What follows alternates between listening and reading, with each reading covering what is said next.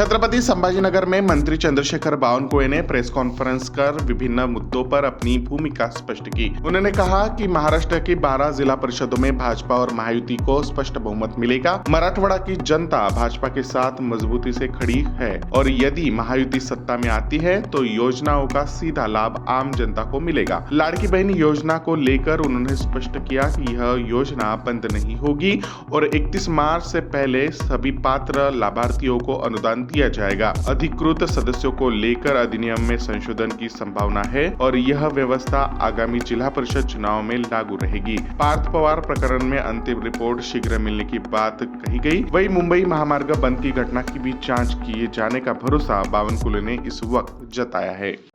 आणि त्यांच्याकडे जे काही 9 तारखेपर्यंत निकाल आहे त्या निकालाची पार्श्वभूमी आणि ते काही मनुष्यबळ वगैरे विचारात घेता 8 दिवसाची मुदतवाढ या समितीला आम्ही देणार आहोत। आतापर्यंत अहवालच नाही, अहवाल सरकारकडे आलाच नाही। त्यामुळे कशा बातम्या येतात, कसं लोकांना कन्फ्यूज करतात। मीडियाला सुद्धा माझी विनंती आहे की अशा गंभीर प्रकरणामध्ये अशा प्रकारचे लेख देऊन किंवा बातम्या देऊन जनतेला कन्फ्यूज करू नये किंवा जनतेच्या मनात संभ्रम निर्माण करू नये अशी विनंती मीडियाला सुद्धा माझी आहे। 8 दिवसाच्या आतमध्ये अंतिम अहवाल माझ्याकडे येणार आहे। गैरहजमीची चौकशी विभागीय आयुक्त करतायत, त्याचाही रिपोर्ट आमच्याकडे येणार आहे। स्थानिक नेत्याचं एकमत जरी नसेल पण काही अडचणी नाही आहे। 2-3 नावं शॉर्टलिस्टेड केले आहे आणि त्यांनी ते प्रस्ताव माननीय अध्यक्ष रवींद्र चव्हाणजीकडे पाठवला आहे।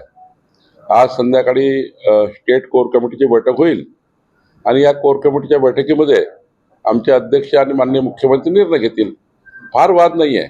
आपल्या 2-3च नावं त्या ठिकाणी आहे, नाही काही अडचण नाही। संभाजीनगरला तर बिलकुल अडचण नाही आहे। सर उद्या उमेदवारी अर्ज दाखल करायचा आहे तर असंही चर्चा आहे की निर्णय 3 मिनिटाच्या वरचा नाही आहे। सगळ्यांना निर्णय घ्यायला 5 मिनिटाच्या वर लागणार नाही। संध्याकाळी मुख्यमंत्री काल नव्हते, माननीय अध्यक्षाकडे नाव पाठवलेले आहेत, रवींद्र चव्हाणजीकडे नाव पाठवलेले आहेत। संध्याकाळी मी मुख्यमंत्रीजी, रवींद्र चव्हाणजी, आमचे 2-3 कोर कमिटीमधील महत्वाचे पदाधिकारी बसतील आणि निर्णय करतील। निवडणुकीचा फॉर्म भरायला अजून 30 तास वेळ आहे। 30 तास निर्णय 5 मिनिटाचा आहे। त्यामुळं योग्य निर्णय होईल, योग्य वेळी होईल आणि 30 तासाच्या आत फॉर्म जो आहे ही चर्चा सुरू आहे। आज अंतिम होईल सायंकाळी।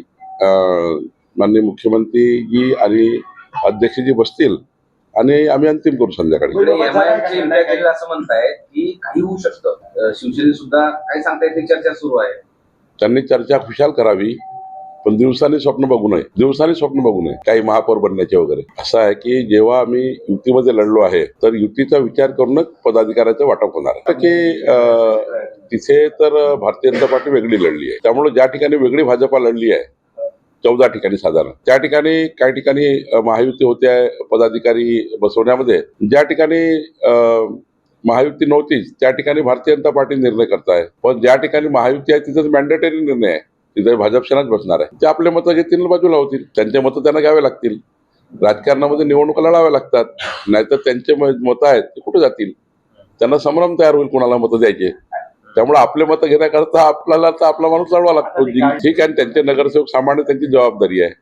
मला आशा आहे की आमदार सांभाळले नाही, किमान नगरसेवक सांभाळतील। चंद्रपूरमध्ये काही होऊ शकतं, तिथे भारतीय जनता पार्टी महापौर लढवणार आहे किंवा आमची जे महायुती होईल त्या महायुतीमध्ये जर आमची चर्चा झाली, म्हणजे महायुतीपेक्षा जर आम्हाला कोणी बाहेरून पाठिंबा दिला किंवा आम्हाला त्या ठिकाणी काही वेगळं चित्र तयार झालं, एखाद्या वेळी आम्ही मागे पुढं काय करायचं तो तिथे स्थानिक मान्य सुधीर मुनगंटीवारजी आहे, जोरगेवारजी आहे, त्यांना अधिकार दिले आहेत। मुनगंटीवारजी, जोरगेवारजी जे निर्णय घेतील आम्हाला मान्य आहे। तिथे स्थानिक लेवलला काय घडतं चंद्रपूरमध्ये हे सुधीरभाऊ मुनगंटीवार आणि जोरगेवार यांना जबाबदारी दिली आहे। शेवटी मोठा पक्ष भाजप आहे, त्यामुळं तिथे जर कोणी आमच्याकडे आलं की महापौर बनवायचा आहे भाजपाला तर नाही तर कोणी म्हणणार नाही। राजकारणामध्ये काही शक्य आहे नाही। माझ्याकडे हा प्रस्ताव नाही आहे। सुधीरभाऊ मुनगंटीवार किंवा जोरगेवारजीकडे असेल तर माहित नाही, मला ज्याची कोणी बोललं नाही प्रस्तावावर। ज्या जनतेने भारतीय जनता पक्षाला सर्वात मोठा पक्ष म्हणून मान्यता दिली आहे आणि मतदान केलं आहे त्यांचा अपमान करताय संजय राऊत। जनतेने मॅन्डेट दिलाय, मॅन्डेटच्या विरुद्ध जाऊन बोलणं योग्य नाही लोकशाहीमध्ये। संजय राऊत लोकशाहीच्या विरुद्ध बोलतात। आशिष जयस्वाल यांनी बऱ्यापैकी फॉरेस्ट क्षेत्रामध्ये 20-25 वर्षापासून काम केलंय। ते वन क्षेत्रामध्ये त्यांचा मतदारसंघ आहे, तिथे मोठ्या प्रमाणे पेचमध्ये त्यांच्या तोतलाटो परिसरामध्ये मोठ्या प्रमाणावर रेस्ट हाऊस आहे, खाजगी रेस्ट हाऊस आहे, हॉटेल्स आहे, काही गव्हर्नमेंट रेस्ट हाऊस आहे. गव्हर्नमेंट रेस्ट हाऊसला साधारणतः बंदी केलेली आहे, पण खाजगी रेस्ट हाऊसला सर्व चालू आहे. साधारण भूमिका ही होते की वन्यजीवाची त्या ठिकाणी पकड करून त्यांची कत्तल करणे, अशा प्रकारचे काही प्रकरण महाराष्ट्रात झाले म्हणून त्या काळामध्ये हा निर्णय घेतला. पण बाहेरून समजा जे अधिकृत मांसाहार करणारे जे हे आहे, तिथे जर तो मांसाहार होत असेल, त्यांनी तशी मागणी केली असेल, पण वन्यजीवाचा प्राण घेणे किंवा वन्यजीव मांसाहाराकरता मारणे हे काही योग्य होणार नाही. ज्या वन्य क्षेत्रामध्ये असे गेस्ट हाऊस आहे किंवा ज्या वन्य क्षेत्रामध्ये असे रिसोर्ट आहे, प्रायव्हेट रिसोर्ट, त्या रिसोर्टला अशी अधिकार नाही आहे. पण बाहेरून समजा आता हॉटेलमध्ये मासे आहे, फिश आहे, आपल्या त्या ठिकाणी जे आपण खाद्यामध्ये मांसाहार वापरतो, तो जर तिथे अलाव असेल तर मला वाटतं त्याला काही अडचण नाही. नाही, आता मला वाटतं की सर्वच पैसे मार्चच्या आधी मिळतील.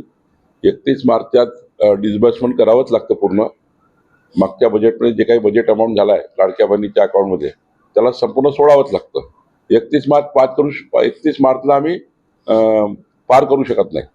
त्यामुळे 31 मार्चच्या सर्व बिलं मिळतील आणि 31 मार्चच्या सर्व लाडक्या बहिणीला सर्व त्या ठिकाणी त्यांचा अनुदान मिळेल असा मला विश्वास आहे. पैशाची तर अडचण सरकारकडे आहेच.